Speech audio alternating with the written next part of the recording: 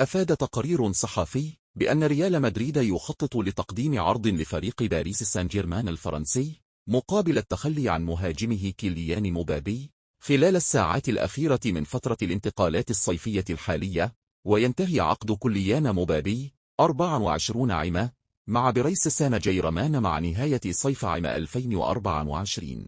ويخطط الفرنسي الانتقال بعد ذلك إلى صفوف ريال مدريد مجانا وفقا لتقارير صحفية. وكشفت صحيفة بيلد الألمانية أن ريال مدريد لن ينتظر حتى الصيف المقبل للتعاقد مع كيليان مبابي، وإنما سيقدم عرض بقيمة 120 مليون يورو في للساعة الأخيرة من لمراكات والصيف الجاري.